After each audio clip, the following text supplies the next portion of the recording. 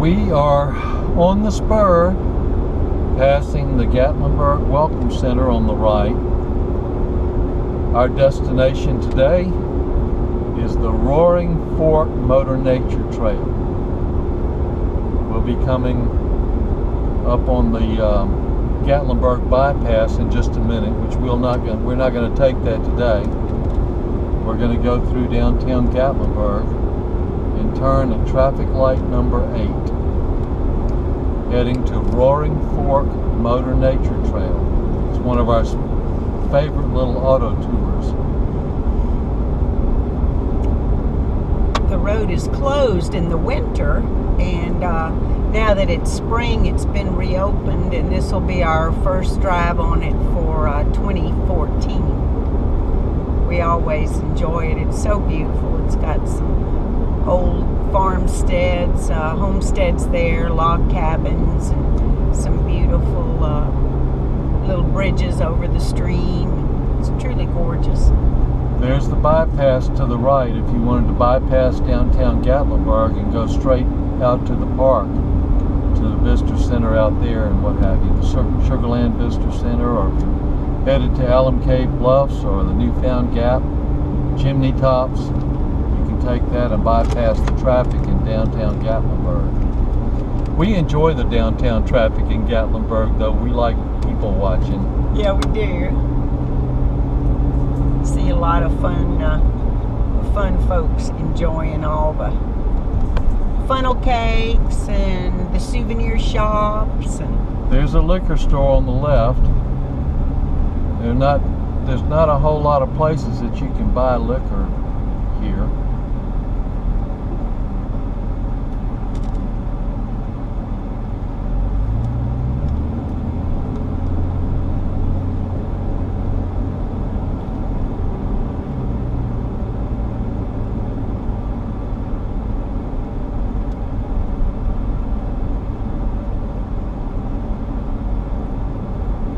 Gatlinburg was settled by the Ogles. Mr. Ogle came and scoped it out and really liked it and wanted to move his wife and family here, but by the time they had all their preparations made, he had passed away. So Mrs. Ogle came by herself and brought the children, and that was actually the beginning of Gatlinburg. In the early days, they called it, there's the other liquor store there on the left, Parkway Liquor. That's our favorite liquor store, just because, I don't know, that was the first one here when we started coming 30-something years ago. Yeah. The original name for Gatlinburg was White Oak Flats. Yes. No. Yeah. And later on, there was a man named Gatlin who opened a post office here, and so they renamed the town Gatlinburg, and then ended up running him out of town on a rail, tarred and feathered him or something. I don't know how he fell from grace. I think it had something to do with sentiments around the Civil War. But the name Gatlinburg stuck. Well, he actually had a store here, and he was run out of town because of a couple of things. He was doing some crooked business with his store, and also I think he was trying to entice some of the teenage girls. Oh. So we have scoundrels in every generation, don't we? Yeah, it's not too often that you have your town named after one, though. That's true.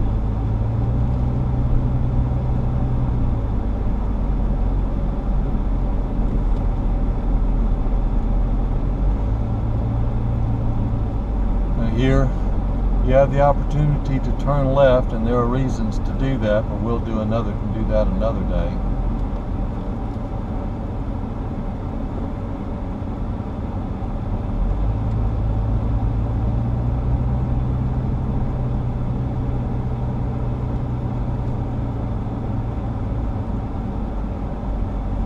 There is still a Hard Rock Cafe in Gatlinburg. We just noticed a new Hard Rock Cafe in Pigeon Forge. But looks like that's in addition to the one here in Gatlinburg. Now, if you were going to the aquarium, you'd need to get in this right turn lane and actually turn right at that traffic light. Another reason to get in that right turn lane is to go on the River Road, which goes along the river behind the town there, and there are parking places, free parking places on the road, parallel parking, if you don't mind parallel parking and if you're fortunate enough to find a place to park. On the left is Aramont, which is the Arts and Crafts School. Yeah, Pi Beta Phi. It was established to teach the pioneer children a craft. It was opened in 1912, and that way it taught them basket making and art, painting, and all sorts of crafts so that they could help support the families.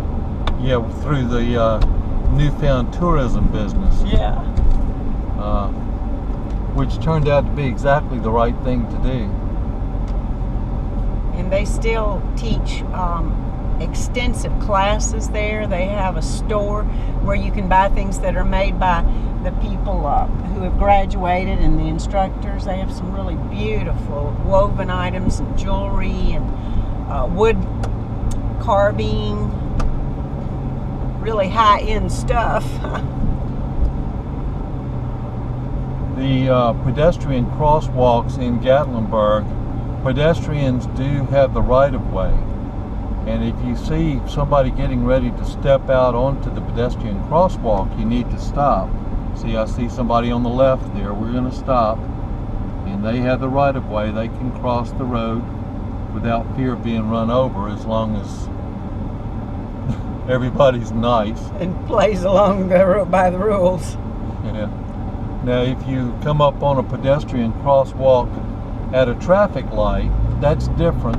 Those pedestrian crosswalks actually have walk or do not walk signs, so the traffic light controls that pedestrian crosswalk. The law is the same. If you hit somebody in a crosswalk, well, woe be unto you. But you don't have to stop. It's just polite to stop. And if the traffic stops, it's best to pull ahead of the crosswalk while your traffic stopped, or don't go there. Don't begin your travel across the crosswalk if you can't complete it. Leave it open for pedestrians to travel while the traffic is stopped. That's just etiquette. That's not law. Yeah.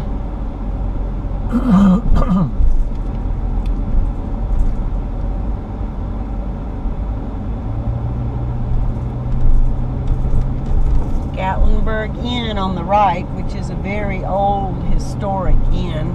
They had a governor's conference here for the United States. I think it was back in the 50s, where they had all 50 governors here for a conference. We went to an event there and saw the picture hanging on the wall that told about the governor's conference. It was pretty cute, pretty cool.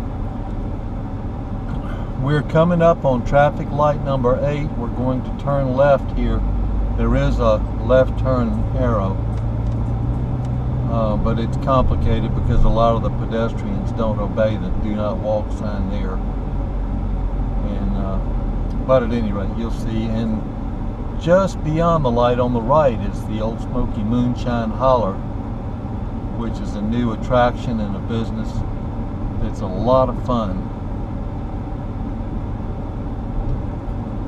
They have live music. One of our favorite new singers is a little girl named Emmy Sunshine, and her dad and brother and uncle play in her band that she calls The Rain, like the rain falling. So it's Emmy Sunshine and The Rain, and they're going to be at the Old Smoky Distillery sometime in May. That's the convention center on the right. They do have a lot of nice arts and crafts shows and whatever, stuff that's just a lot of family fun. It's not just businesses that do that. And on the left here is our favorite breakfast haunt. We like the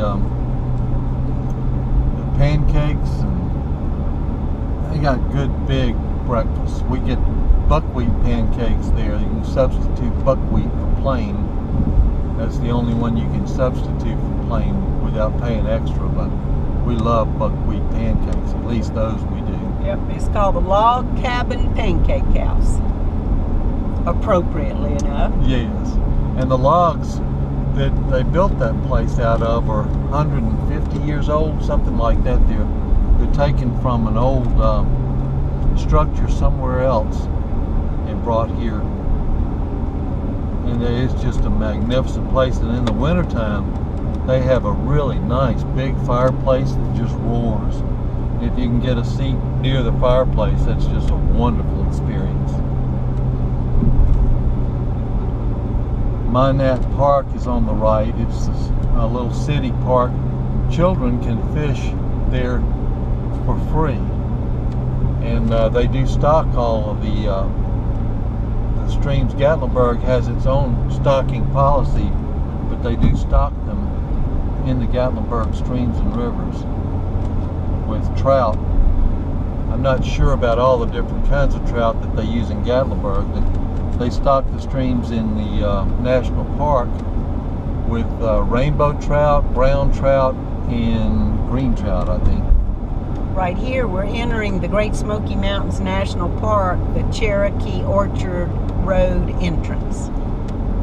I guess y'all noticed I stayed to the right all the way. There were opportunities to turn left or go up the hill and from the left, but you stay to the right and this is where you end up.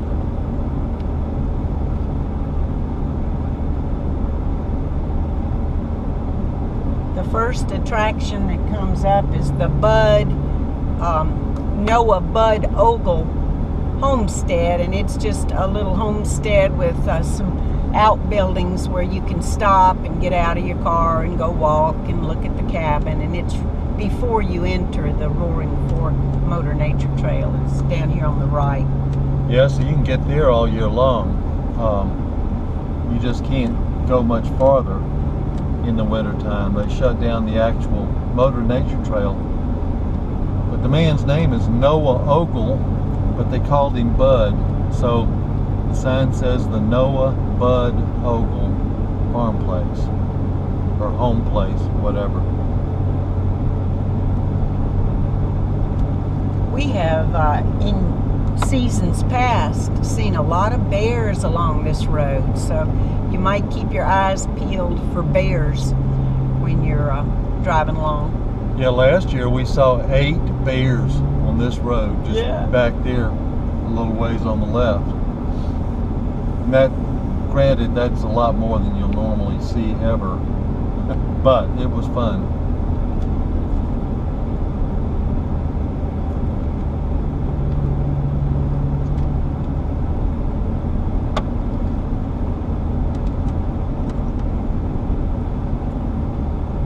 Normally we stop and visit these individual cabins, walk through them, even though we've been through them 100 times. It's like stepping into another world. They maintain them, but they haven't changed them. They're like they were when the people lived here. What has changed is the trees that have filled up what were fields around them. The Noah Bud Ogle place, the spring house is still there. It's still got the barn, and it's got the corn. The corn house? What do they call that? What do they call it? I can't remember what they call that. Anyway, where they put the corn, and they got corn shed, I guess. Yeah, corn shed, and they've got the original house. Back in those days, they would, when a child of the family got old enough to get married, they'd build what they called a breeder house, which was a little shack on the property, but it was so that the newly married couple could have their privacy and have a little place while they established their family and got on their feet. There's also a brochure you can pick up, and there are numbered places, and the brochure will tell you about the people that owned the houses at each place, their name, and a little bit of history. And that's interesting to do too. We normally have brochures like this in the cabin too. Check and see if there's some there before you leave out to come here. One thing about it though, we don't rotate the brochures, so they can get out of date. They do make changes on the tagged areas to stop and the descriptions every once in a while. So it wouldn't hurt to go ahead and spend the nickel and get a new brochure when you enter the park. But check the trail guides in the cabin. Here's the Ogle place. The trail books and all of that. See what's available before you leave the cabin to go, and just make sure you return them. This is where you park. Just make sure you return them before you leave, so that the next guest will have them. You can see there to the right the Ogle cabin and the barn back up on the hill. The spring house is right below us on the right. I don't think you can see it from the road. There's Rainbow Falls trailhead coming up. Rainbow Falls is a beautiful hike, and you can park here along Cherokee Orchard Road, leave your car, and go hike to Rainbow Falls. This is a one-way road now. And no matter whether we still haven't turned on to the Roaring Fork Motor Nature Trail. It comes up in just a little while with a right turn. And it's one way, 10 miles per hour. So it's really nice, and there are places you can pull off and enjoy. And at the end of the Roaring Fork Motor Nature Trail, I think it's only, 12 miles long or something, you end up back in near downtown Gatlinburg. So it's a nice little afternoon trip.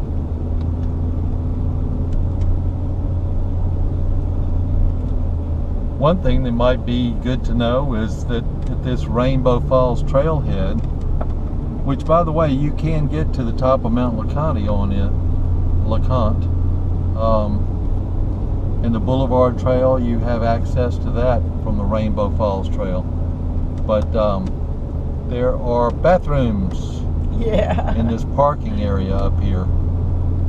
This is also where the llamas disembark. They'll go up, don't they, from here? I think so. There are llamas that go up the trail twice a week to take food and supplies up to Mount LeConte Lodge at the top of Mount LeConte, and then they pack out the garbage. They bring the garbage back down with them because there's no electricity or anything up there.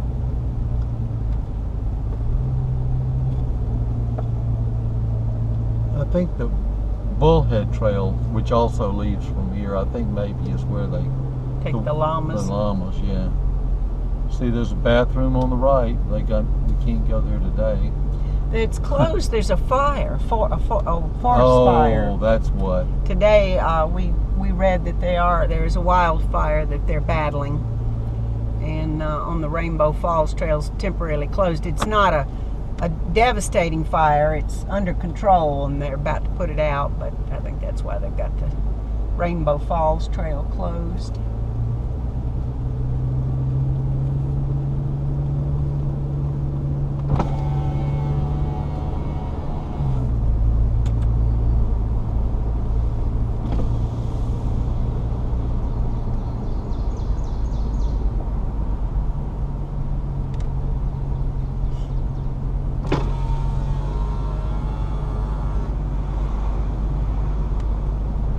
Uh-oh.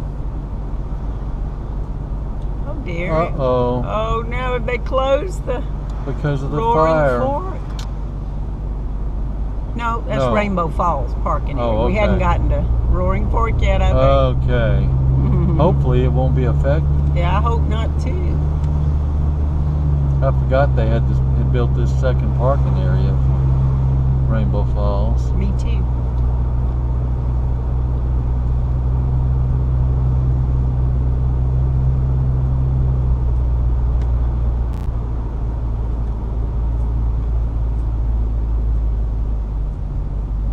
Okay, this is the entrance to the Motor Nature Trail. And you see there on the left the Auto Tour booklet. It's $1 and I would highly recommend it.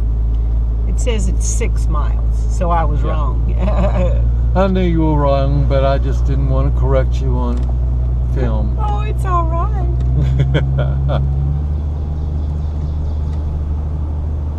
The bird song is lovely. Actually, I thought it was only 5 miles.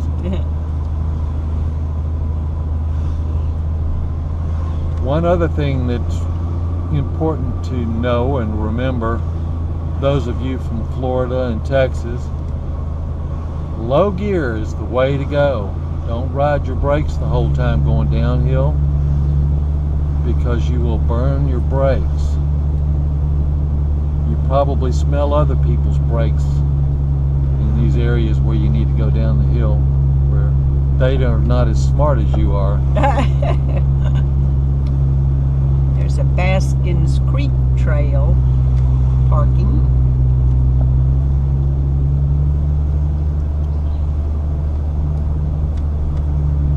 Isn't this lovely? Beautiful.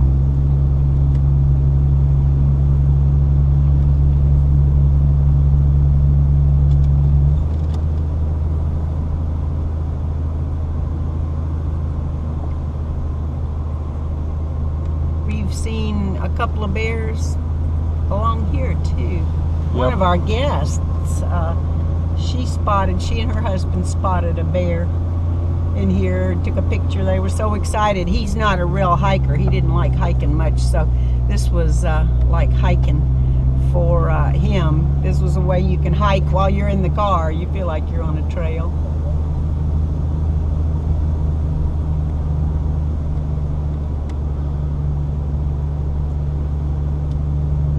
I love thinking about the people that lived back here and what it was like for them. Just the up and down. I mean, they didn't have cars. Most of them walked everywhere they went. They had horses, a lot of them did or whatever, but like the kids going to school, they walked to school. Miles and miles and miles. This is a beautiful overlook. We're not going to stop, but you need to when you come back this way. Yep. The rhododendron, it is rhododendron season, isn't it? Yeah, Why aren't these they're not blowing? blooming here much. They're blooming in town, but maybe they're not getting enough sun. They'll probably be a little later blooming here because it's cooler here.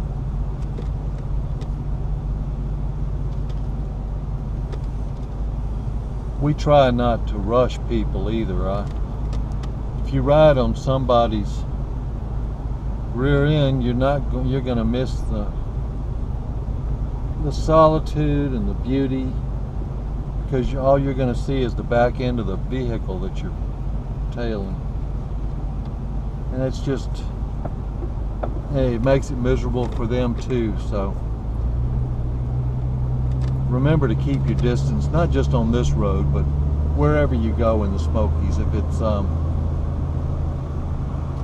don't know, and if you want to drive a lot slower than the speed limit, whatever, that's fine. Just pull off and let people pass you so that you don't hold them up. It'll make your trip nicer too.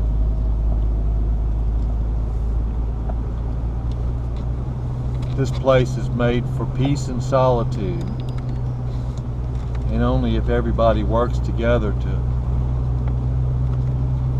enhance that peace and solitude will it actually work out that way for everybody involved.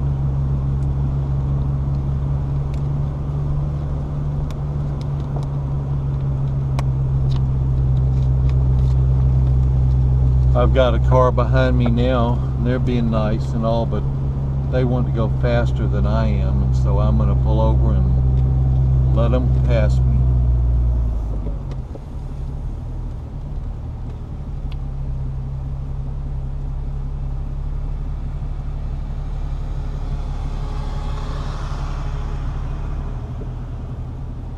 They're not going fast either, but I'm just more comfortable when I'm all alone. There's a big tree they took down. Sure is. See the huge log on the right there, the old log. That's an old chestnut log. This was covered with chestnuts. Some of them were bigger than the redwoods, just huge things. They would cut them down and actually hollow them out and live in them. But a blight came over from Europe. It was transported here by the white folks when we came from Europe, brought it with us, and it literally destroyed every single tree on this continent, every single chestnut tree like that. So that was about 100 years ago. Since then, they've been working to try to come up with a resilient species. These logs, it's funny, the chestnuts will grow right out of the log again, but they get up to be just less than 2 feet tall, and the blight hits them and they fall back too, but they keep trying. So once they figure out how to overcome that blight, then we'll have chestnuts again.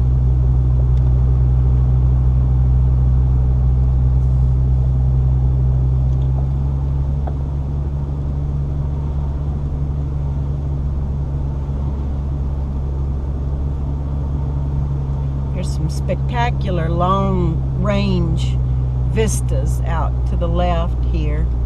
You can see when you're driving through, might not be able to see it too well on the film, but you can see for a long distance. It's beautiful.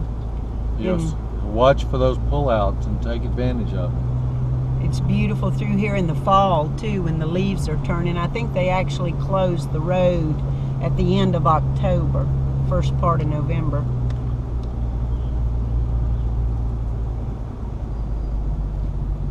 Another overlook.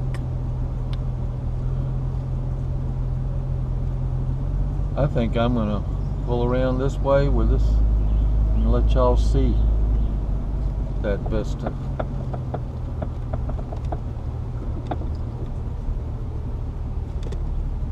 Is that gorgeous or what? It's really pretty.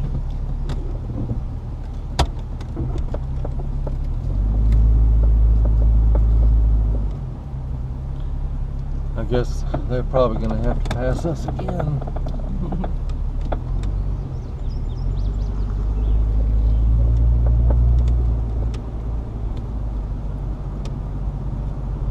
They've taken down a lot of trees. We had a lot of bad weather this winter, a really cold winter. It looks like they've had some trees that they've had to cut out. They probably fell down on the road, and they had to clear it. Yeah, it looks like there's 4. I wonder what that is. Maybe they're talking about the chestnuts there. I bet that's it. Yeah, a lot of these that they've cut down look like they're huge. Yeah. Yeah, there are a lot of chestnut logs down there. I think that's what number 4 was about.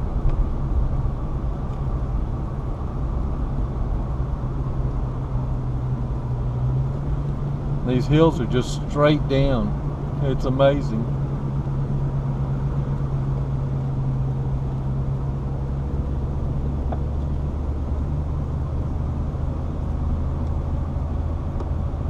The Smokies are some of the oldest mountains on the planet, and that is the reason that they are so fertile and covered with so many trees and so much overgrowth. It makes them so beautiful and cool is because they've worn down and soil has developed on them over all the millions of years since they rose up.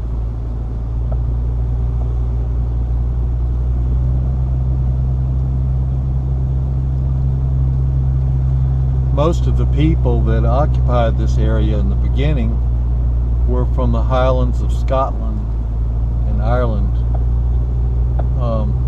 And they still have Highland games here today. There's one of those big chestnut logs there.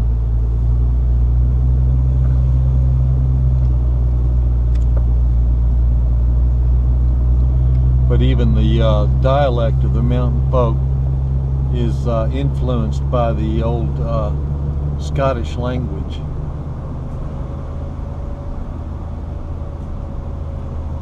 The temperature in here is so nice. It's dropped about almost 10 degrees from what it was in town. So it's nice, cooling, cool place to be in the summertime to escape some of the heat of downtown. Some more restrooms.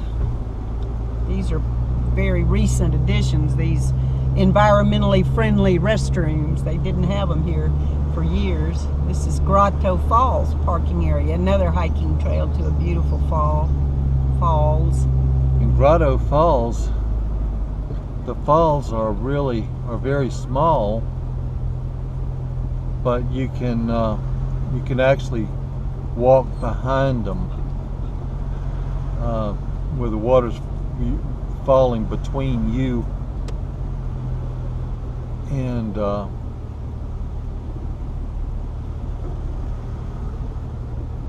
in the outside world. You'd be up against the mountain. I got another car behind me, so I'm going to have to find a place. I guess these people came here since they couldn't go to Rainbow Falls Trail. That's what I was figuring. Yeah, this was going to be a very busy day on Grotto Falls Trail.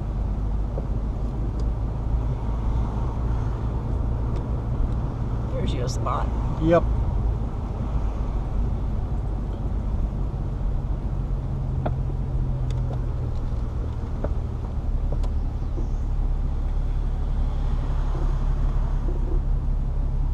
See how nice I am. Aren't you nice?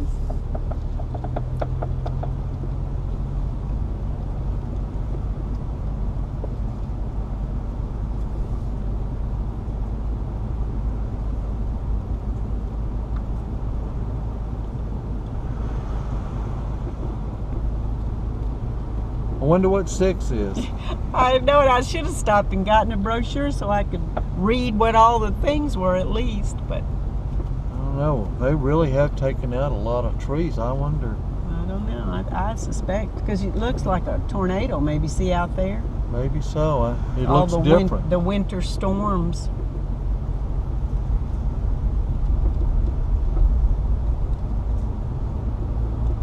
It always looks different every time we come, but especially since we haven't been in about 6 months, I guess, due to the fact that it was closed.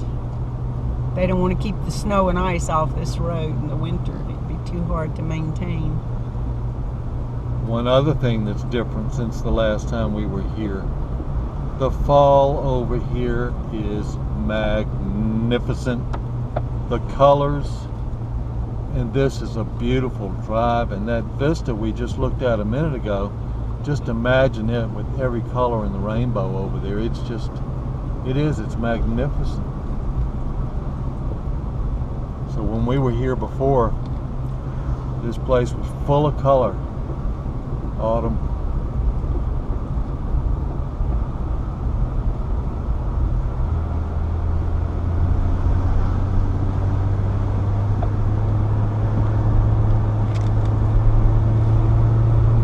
I'm having to let it speed up a little bit. I've got it in low gear, but if I ride my brakes the whole time, they'll get too hot. So.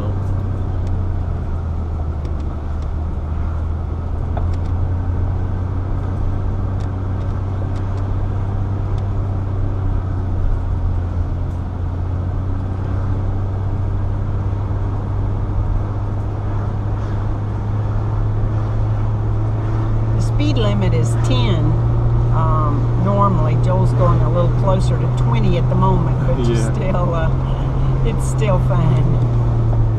20 in here seems so fast. It does. Makes it nice that it's a one-way road. Absolutely. And one thing that'll happen down here, those people that are doing the Grotto Falls Trail, when they get done, they have to come this way to leave. They can't go back the other way, and that means they're not here to necessarily enjoy the ride through Roaring Fork. They're just trying to get out and get home, and they'll be a pain. It's a good reason to let them go by as soon as you can, because they will make your life miserable, and this is not a good place for miserable. There's somebody with their tripod taking a picture up at the stream. Yeah, bring your camera.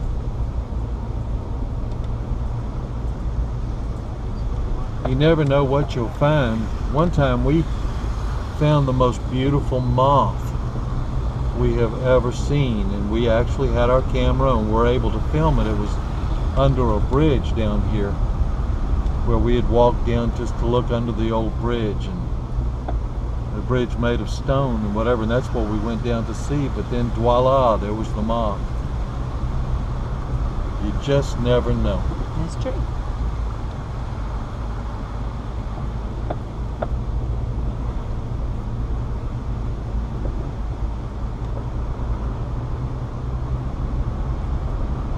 And you do need to stop close to a stream and just step out on the rocks in the stream and look at the water coming down towards you, and as it leaves, it's just a beautiful thing. And the babbling of the brook, it's music like you'll never hear anywhere else.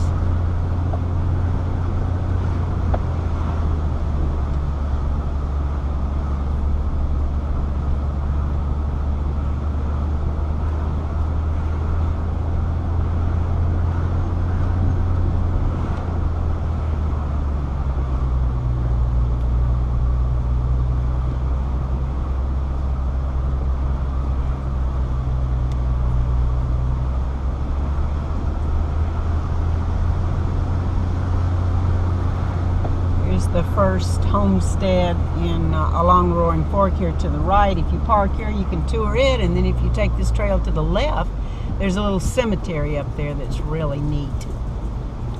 I'm gonna let this car go around me. This is where we saw the moth. It is, under this isn't it? bridge. Yeah, he was almost as big as your hand. Go out and get on those rocks. See how you can just actually sit down and enjoy yourself for a few minutes. Take a book if you want to and just hang out. Sitting out there on a rock in the middle of the stream is one of the most beautiful places to sit and read. Take you a picnic, take you a sandwich and have a picnic. Mm-hmm. And don't feed the bears. That's right. Or anything else. And pack your stuff out.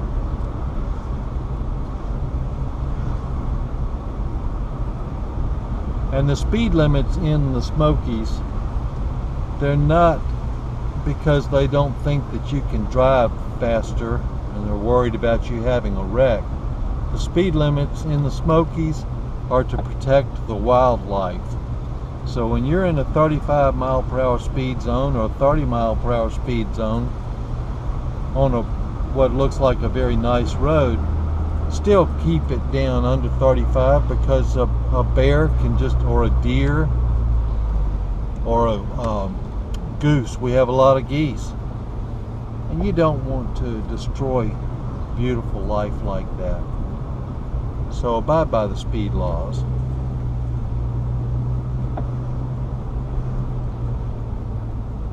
We should have brought a brochure, shouldn't we, baby? Yeah. So we could tell y'all exactly who and what. I know it. This is number 11. Oh. See, there's a, pull up here where you can see One of the stops. one of the stops. Normally we would stop there, but Yeah, there's one house in here that's actually painted yellow and turquoise, and they ordered that house from Sears and Roebuck to assemble it, and that was the only two colors of paint available at the time.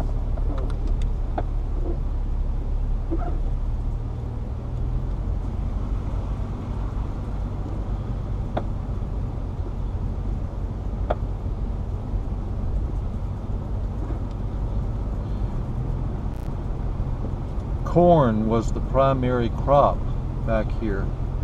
If you had a bad year for corn, the chances were you wouldn't survive the winter. And if you can imagine trying to work fields of corn on these slopes, it's amazing. I just can't figure out how they did it. But they would take their corn, there's a miller's place down here, they would take their corn to him and he would grind it for them and he would be paid.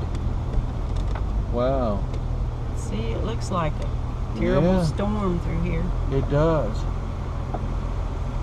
The way people would pay him for grinding their corn, he would keep 10%. 1 pound out of 10 was his for grinding. And he had a store down here which doesn't exist anymore. I think he was the richest man in the Roaring Fork community. Yeah, he's the one that painted his house the 3 colors that were available at Sears and Roebuck. We sat out there on a rock in the stream there one time and took our books. That was nice.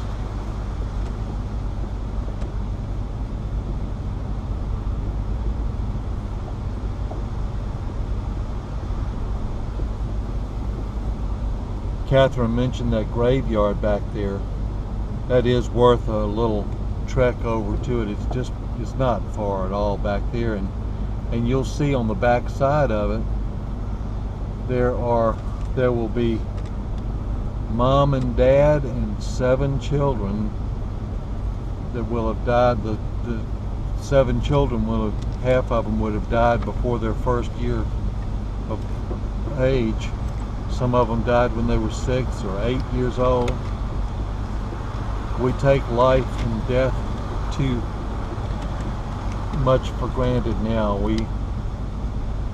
These people were just like us. They just lived at a different time. Handling the death of a child was no easier for them than it is for us. And here's number 12, which is the tub mill or the grist mill. On the right's the little mill, and on the left is the home. Yeah, this is where the miller lived that I was talking about.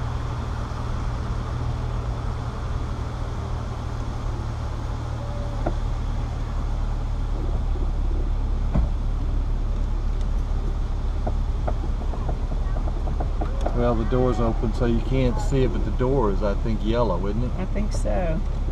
The 3 colors that they had. And his name was Alfred Reagan. Yes. And over to our left here is where the store was.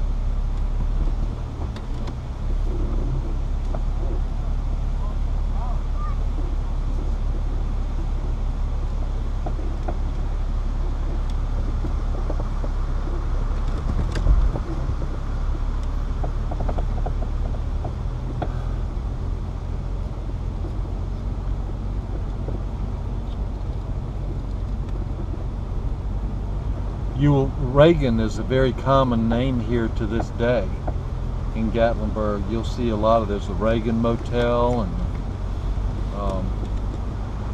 a lot of different businesses that are owned by the Reagans.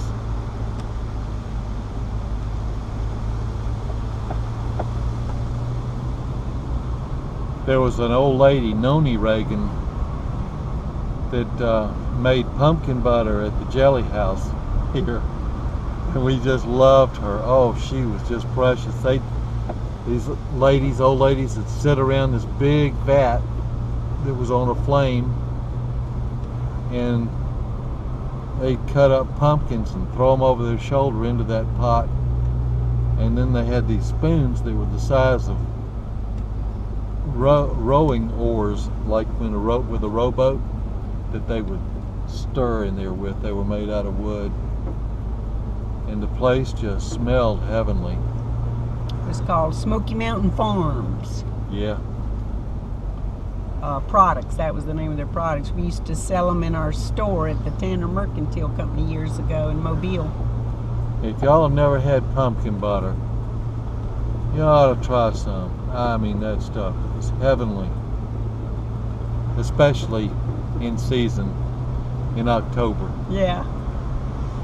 One of our guests had a big Hummer that he said was tight getting over some of these little bridges. The road is pretty narrow, so be forewarned.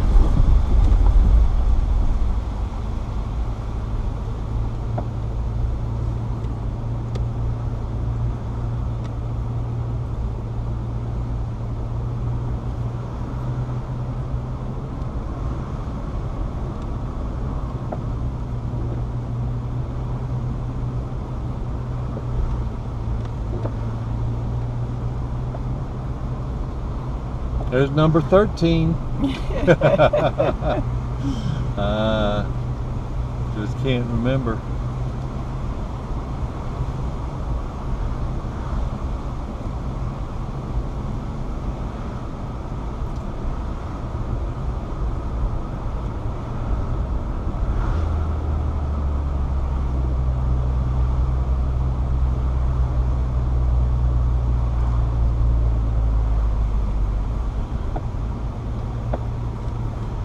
If y'all do get a brochure for things like this, rather than throw them away when you leave, we'll leave them at the cabin for other people to enjoy when they come.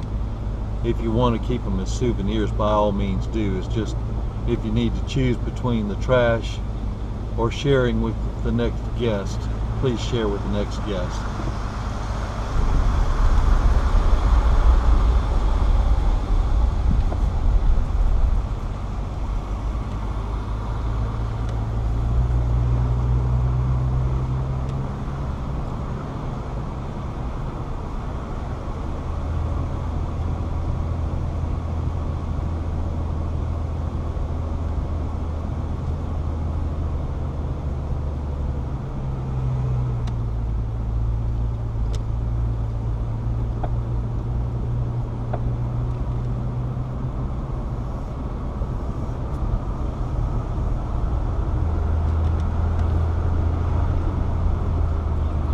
A lot of times we end up here just right at twilight, right before dusk. It's a great thing to do if it's late in the day and you don't have a lot of time to drive and go somewhere. This is a really nice thing to do because you're so close to Gatlinburg. You can do this and then go have dinner somewhere at one of the nice restaurants, or it's a thing you can add on to your itinerary, and it makes it really nice. Everybody goes to Cades Cove, and it's beautiful too. We'll do that another time, but a lot of people don't even know about this one, and you don't have to drive for an hour to get there. It's just right here. And there's less traffic on this one too. Yeah. Usually.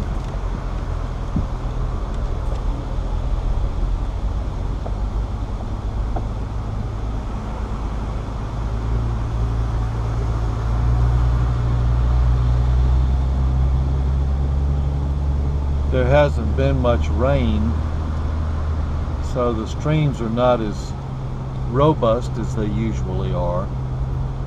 And the next place that we're coming up on, if I remember correctly, is called the Place of 1,000 Drips.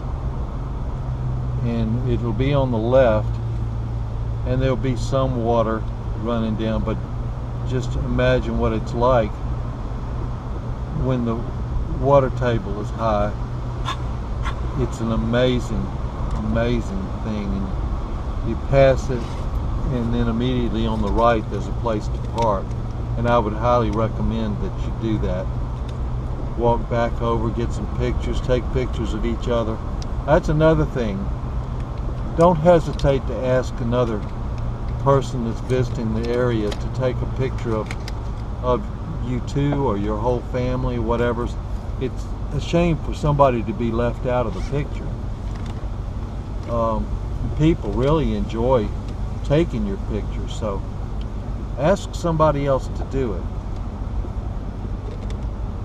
You'll get old and you'll be going through your album and you're thinking, okay, well there you are, but where am I? These people here on the right ahead are taking pictures of the Place of 1,000 Drips. They've got their tripods and their cameras, and it's on the left here. So you'll be able to see a little bit of it.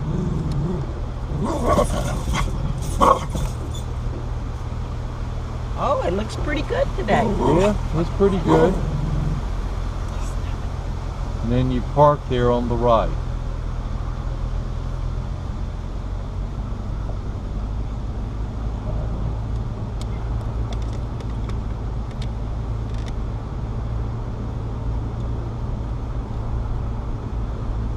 So I don't know how much of that y'all were able to see, but the let's say the water table is not very high today, so if you multiply that by 10, Yeah.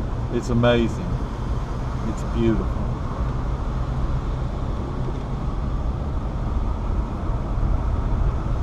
And pretty soon we're coming up on the end of the Roaring Fork Motor Nature Trail. I'll take y'all on out so you can see how to go. Which is no big deal. You just keep driving and you'll end up somewhere. Yeah. Yeah, if you turn left at the end, you go back into downtown Gatlinburg. This is the boundary gates. Ta-da! We're done. You notice the private fence coming up on the right in just a second. And there's a little place at the end here. It's a little store. It's really a neat looking place, and it's a neat place to stop. We haven't found much there that we were interested in buying, but it is a neat little place to stop.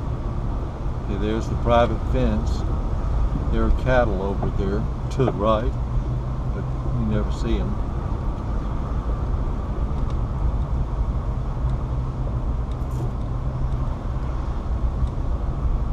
We think it's called Ely's. It might be Eli's. I don't know. But they do have some stuff Yep, in it's there. ELY, Eli's Mill, established 1925. Oh, this, by the way, now we're out of the park, and this is a 2-lane road. Ely's is building restrooms that look like in a log cabin there on the left. Oh, They that'll were- be neat. Yeah, they were building. That'd be a good reason. They could draw people in, get them to stop Yeah. to use their restrooms. Yeah.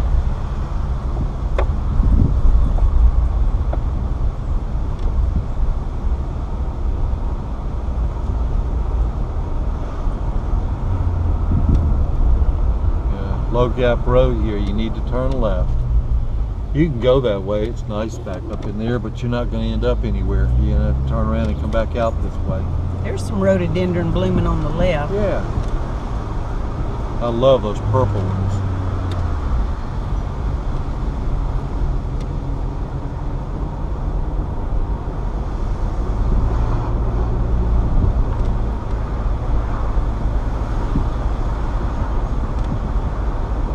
One amazing thing about this area, all of that is cost-free. There's no charge.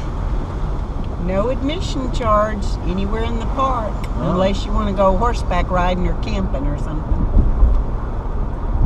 There's no hotels or motels or anything inside the park, only campsites.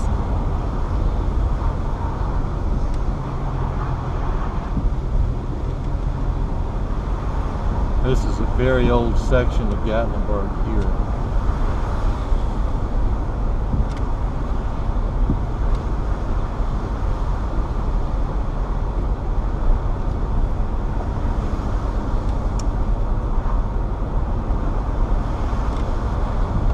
Back years ago when we first started coming here, we ended up staying in a lot of these old chalets. They weren't old then. Yeah. They were just different. Yeah, one we stayed in right there at the end of Roaring Fork Motor Nature Trail, even had a water bed. Yeah, yeah. That was a trip. Now, if you're going to go out toward whatever is that? Cosby. Cosby, yeah, you can go there and turn right. But this comes out on the same road. You can turn right down here too if you want to go out toward Cosby or Greenbrier. But we're not. We're going to be turning left here. Comes out on Highway 321,